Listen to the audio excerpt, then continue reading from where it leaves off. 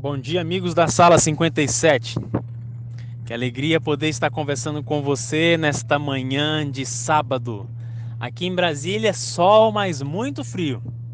E hoje, através do estudo da palavra, todos nós fomos edificados com o terceiro capítulo do livro de Samuel.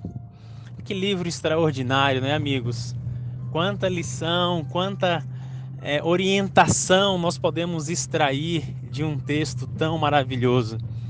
Como nós vimos ontem, ele se afastou dos caminhos de Deus no seguinte aspecto de ser conivente com os erros dos filhos dele.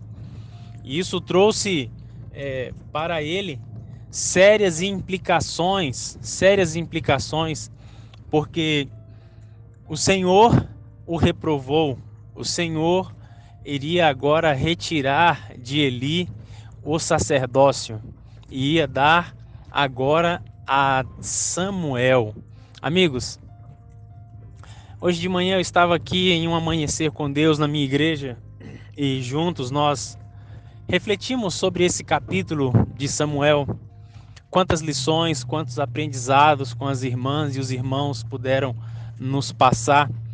E algumas coisas que nós conversamos lá, não vou ter como eu comentar tudo como nós comentamos, mas acredito que algumas coisas são importantes de nós frisarmos.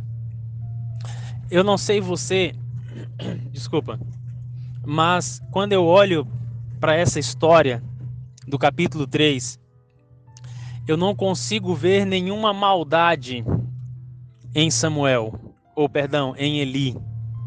Eu não vejo maldade nele. Mas o fato, mesmo assim, o fato dele não ser uma pessoa que tinha maldade no coração com relação aos filhos, ainda assim ele perdeu o sacerdócio. Por quê? Porque para Deus o que conta não é somente se você e eu fazemos algo de mal ou não em relação a um pecado aberto, mas o quanto você e eu nos relacionamos com aquilo que é correto de acordo com a palavra dele. Perceba, ele não repreendia os filhos dele quando eles precisavam de repreensão. Ele simplesmente, como tem o ditado popular hoje, né, passava a mão na cabeça dos filhos. E isso foi muito ofensivo pelo cargo espiritual que ele ocupava. Agora, isso chama muito a atenção para que você e eu tenhamos muito cuidado, porque não é só o fato de você fazer ou cometer um pecado aberto, de você ser uma pessoa má ou não, que pode fazer com que você perca as bênçãos de Deus. Muito cuidado.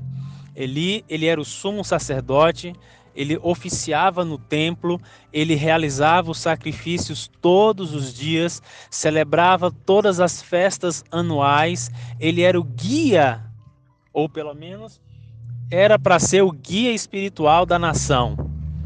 Mas a conivência dele com relação ao mau comportamento dos filhos foi o motivo pelo qual o Senhor tira dele a bênção sacerdotal e dá agora a Samuel, apenas uma criança. O texto nos diz que naqueles dias a palavra do Senhor era rara.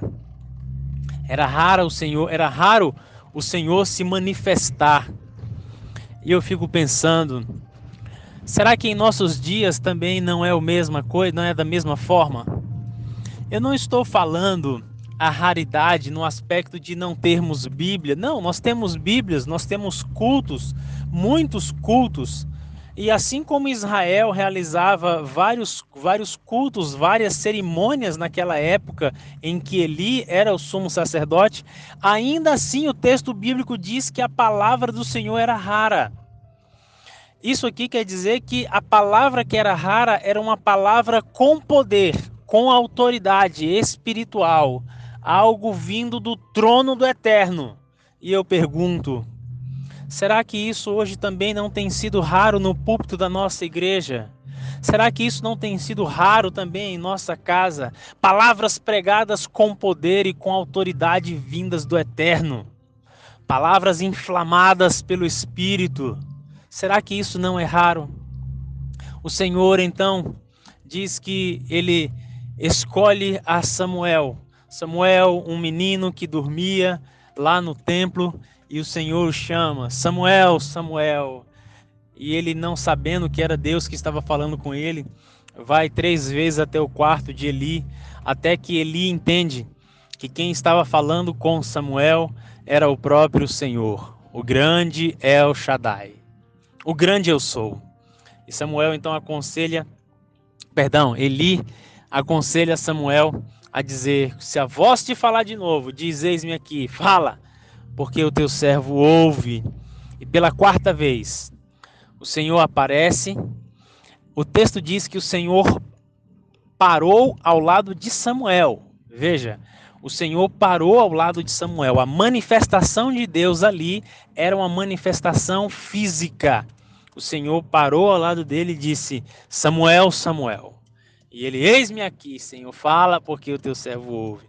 E então o Senhor ali dá a dura notícia de que iria extirpar a descendência de Eli, assim como ele, mas que ele suscitaria um novo profeta. E esse profeta era exatamente o jovem Samuel. O texto desse capítulo de hoje nos diz que, de fato, o Senhor confirmou a palavra de Samuel. Ali a fama dele correu em todo Israel. Amigos, no verso 3, nos diz que a palavra de Deus estava quase sendo apagada. O Espírito de Deus estava quase se retirando, mas o Senhor, agindo ainda com graça, com misericórdia, ele se manifestou ao seu filho Samuel. Hoje, eu fico imaginando o Espírito Santo de Deus com essa mesma busca, atrás de homens e mulheres que desejem ser cheios dele. Homens e mulheres que, de alguma forma, busquem viver a plenitude espiritual. Homens e mulheres que queiram, de fato, marcar a história como uma vida de serviço, uma vida de entrega, uma vida de consagração. Será você que está me ouvindo nesta manhã essa pessoa a quem Deus está procurando? Será você que vai começar a pregar e a viver a palavra com poder e com autoridade espiritual? Então, se for você, antes de você orar, diga: eis-me aqui, fala, porque o teu servo ouve. Se coloque à disposição do Eterno e Ele vai abençoar a sua vida. Um grande abraço e nós nos falamos amanhã na sala 57.